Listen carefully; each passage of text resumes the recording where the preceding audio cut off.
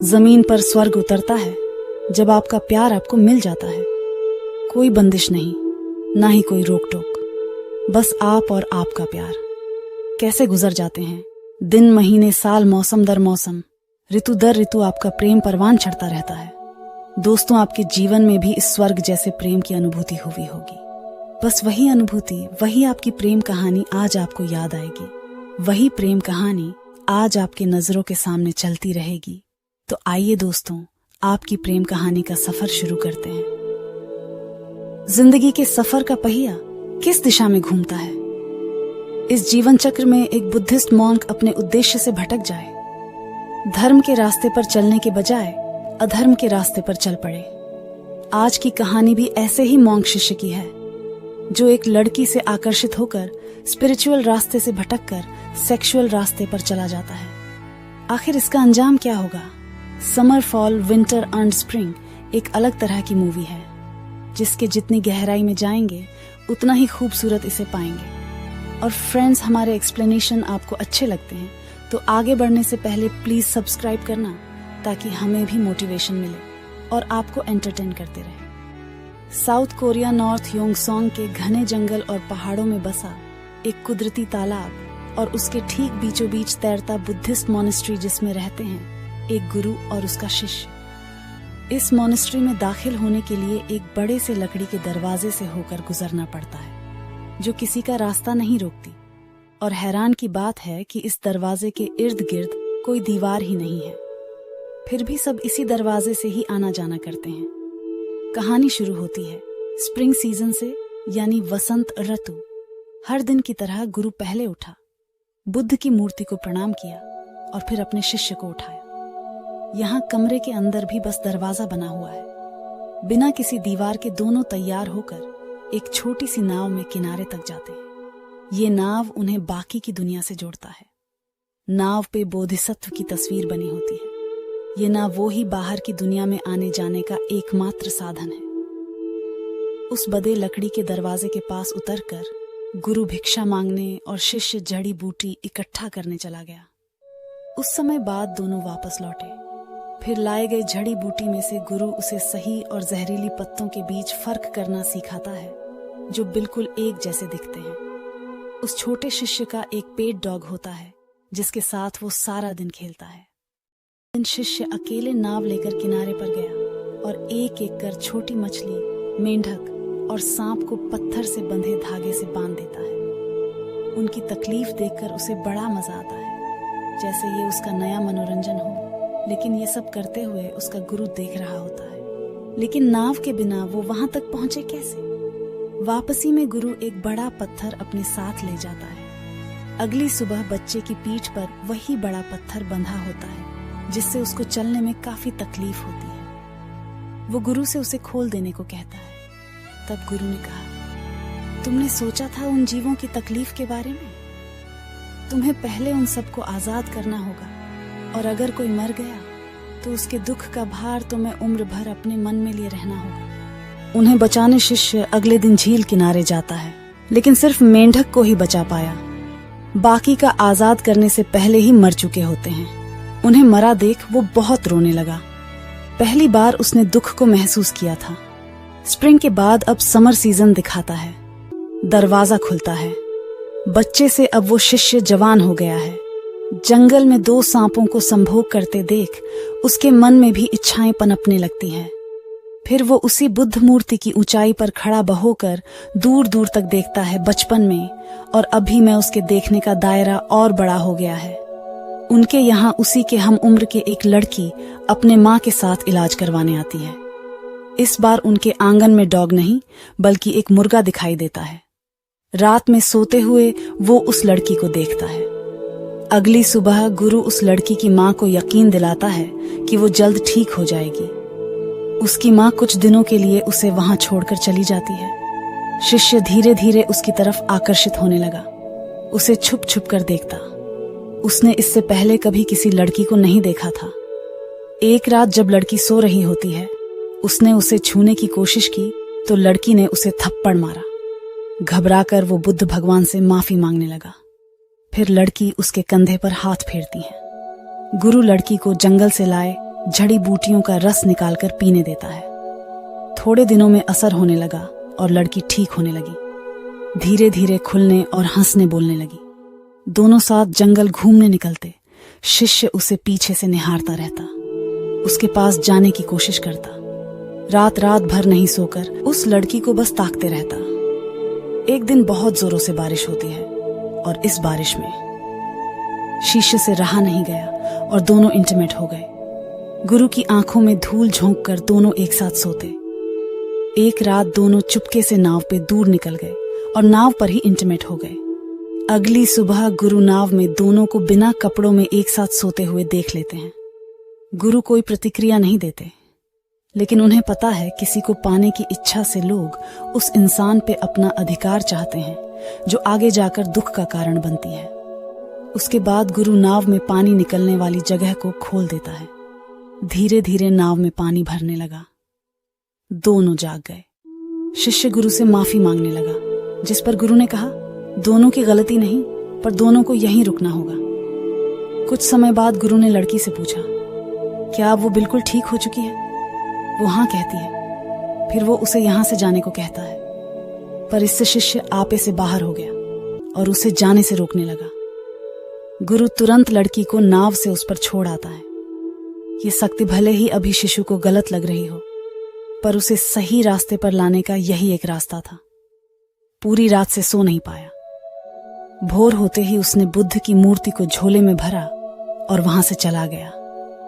गुरु जागते रहने पर भी उसे नहीं रोकते, क्योंकि हर इंसान अपना रास्ता खुद चुनता है। अब पतझड़ यानी ऑटम सीजन में बड़े दरवाजे को दोबारा खुलता हुआ दिखाते हैं। अब गुरु बूढ़ा हो चुका है। अब उनके पास बिल्ली होती है। हमेशा की तरह भिक्षा मांगकर गुरु वापस आता है। तभी गुरु खाने के कागज पर एक खबर देखता है कि एक 30 साल के आदमी ने अपनी पत्नी का कत्ल करके फरार हो गया। दरअसल ये कातिल कोई और नहीं बल्कि वही शिष्य होता है। उस रात गुरु उसके लिए कपड़े सिलता है, क्योंकि वो जानता है अब उसके वापसी का वक्त हो चुका है। ठीक अगली सुबह उसे शिष्य दरवाजे पर खड़ा देखा। फिर गुरु उसे नाव से लेने गए। से शिष्य गुरु से अपनी नजरें चुराता है। उसने वापस से बुद्ध की मूर्ति को उसी जगह स्थापित किया और उस चाकू को जिससे उसने अपनी पत्नी को मारा था, गुस्से से जमीन पे बार बार वार करता है। उसके अंदर इतना गुस्सा भरा देख गुरु उसके तकलीफ का कारण पूछता है। उसने कहा, मेरी सबसे बड़ी गलती थी, मैंने उससे प्यार किया। मुझे उसके अलावा कुछ नहीं चाहिए था, पर वो मुझे छोड़ के किसी और के साथ चली गई। गुरु उसे समझाता है, हमें जो पसंद है उसे भी कभी हमें जाने देना होता है। परिस्थिति और लोग हमेशा एक से नहीं रहते। रात भर उसे नींद नहीं आई और अगले दिन उसने खुदकुशी करने की कोशिश की। गुरु ने जब ये देखा तो पहले गुरु ने उसे बहुत मारा और फिर उसे सजा भी दी। उसके बाद गुरु बिल्ली की पूंछ से लकड़े की फर्श वाले सारे आंगन में मंत्र लिखता है। गुरु के सिले कपड़े पहनकर बाहर आया, तब गुरु ने उससे कहा कि उसी चाकू से एक एक कर सारे लिखे अक्षर को उकेरो। जैसे जैसे वो ये करता जाएगा, उसके मन में भरा सारा गुस्सा, दर्द कम होता जाएगा और उसे आत्म शांति मिलेगी। उसने ये करना शुरू ही किया था कि दरवाजे पर 2 पुलिस वहां पहुंचती है। गुरु उनको नाव से ले आते हैं। पुलिस को देखकर वह डर जाता है। गुरु अगले सुबह तक पुलिस को इंतजार करने कहता है, क्योंकि इस काम को खत्म करने में उसे सुबह हो जाएगी। पुलिस भी बौद्ध धर्म का सम्मान करते हुए उसे इजाजत दे देते हैं। अगली सुबह काम खत्म कर शिष्य सो जाता है। दोनों पुलिस वाले गुरु की मदद करते हैं। उन उकेरे हुए अक्षरों में रंग भर देते हैं। जब शिष्य नींद से जागता है तो उसका सारा गुस्सा शांत हो जाता है। जैसे कि गुरु ने कहा था, जाने के समय उसने अपने गुरु को प्रणाम किया। फिर तीनों नाव में बैठे, पर नाव आगे ही नहीं बढ़ती, जैसे नाव को किसी ने रोक रखा हो। लेकिन गुरु के मुस्कुरा के हाथ हिलाने पे नाव आगे बढ़ने लगी। गुरु को मालूम है कि वो आखिरी बार अपने शिष्य को देख रहा है, अब जैसे कि गुरु के सारे काम पूरे हो चुके हों। ज्यादातर समय गुरु एक कोने में बैठ ध्यान में लगे रहते हैं। उन्होंने अग्नि में समाधि ले ली। समाधि लेते वक्त उनके आंखों से आंसू निकले, जो इस बात को दिखाते हैं कि वो भी इस दुनिया के मोह माया से नहीं बच पाए। शायद उसे अपने प्रिय शिष्य की याद आती हो। उनका शरीर खत्म होने के बाद एक सांप नाव के नीचे से तैरकर निकलता है, जो इस बात को दिखाता है कि उनका एक और जीवन चक्र शुरू हो चुका है, क्योंकि बुद्धिज्म में सांप जन्म और मृत्यु के जीवन चक्र को दर्शाता है। तुम बड़े दरवाजे को विंटर सीजन यानी सर्दियों में खुलता हुआ दिखाता है। पूरा झील का पानी बर्फ में बदल गया है, से अपनी सजा काटकर वापस आ चुका है। अंदर उसने देखा उसके गुरु की कपड़ों पे वही साथ बैठा हुआ है। नाव के पास जाकर शिष्य अपने गुरु को प्रणाम करता है। फिर उसने उस जगह का बर्फ खोदकर उनकी मिले अस्थि को एक लाल कपड़े में लपेटा और बुद्ध की मूर्ति बनाकर उसमें वही लाल कपड़ा भरकर उन्हें श्रद्धांजलि देता है। उसके बाद गुरु के पुराने दस्तावेज से वो अपनी अधूरी शिक्षा को पूरा करता है, उनके दिखाए रास्तों पर चलता है, उनके दिए सिखों को अपनी जिंदगी में अमल करता है। ऐसे ही समय बीतने लगा। फिर एक दिन एक औरत एक नवजात बच्चे को उस मोनेस्ट्री में लेकर आती है, पर उस औरत के चेहरे पर कपड़ा बंधा होता है। शायद उसकी कोई मजबूरी रही होगी। उस रात के अंधेरे में वो अपने बच्चे को वहीं छोड़कर जा रही होती है कि बीच में उसी बर्फ के खुदे हुए जगह पे डूब जाने से उसकी मौत हो जाती है। अगली सुबह जब शिष्य ये सारा दृश्य देखता है तो उसे मन में एक भारीपन सा महसूस होता है, क्योंकि वो जगह उसी ने खोदी थी। मन के बोझ को हल्का करने के लिए वो अपनी कमर में रस्सी से एक भारी पत्थर बांधता है और उसे घसीटते हुए बहुत लंबी चढ़ाई चढ़ता है, ठीक वैसे जैसे उसके गुरु ने उसके साथ बचपन में किया था। अंत में पहाड़ की छोटी पहुंचकर वो बोधिसत्व की स्थापना करता है, जो दया का प्रतीक है। अब वहां से उसे पूरी घाटी दिखाई देती है। जब वो छोटा था तो उसे सिर्फ पानी में तैरता मोनेस्ट्री दिखता था, लेकिन उम्र के हर पड़ाव में उसका दृष्टिकोण और बढ़ता चला गया। अब वो चीजों को टुकड़ों में नहीं बल्कि संपूर्ण रूप में देखता है। मूवी के आखिर में जब वो दरवाजा खुला तो फिर से बसंत ऋतु आ चुकी है। अब एक नया जीवन चक्र शुरू हो गया है। वो अब गुरु बन गया है और उस औरत का बच्चा, उसका शिष्य, इस बार आंगन में कछुआ दिखता है और वो छोटा शिष्य उसके साथ खेलता है। फिर वो भी उसी की तरह मछली, मेढक और साथ के मुंह में पत्थर भरकर उनके कष्ट में मजा लेता है। इस बात से हमें यही समझाया गया है कि मनुष्य का रास्ता निश्चित है। वो हर बार वही भूल दोहराता है, दूसरों को कष्ट देता है, मोह माया के जाल में फंसता चला जाता है, जिससे उसको तकलीफ पहुंचती है।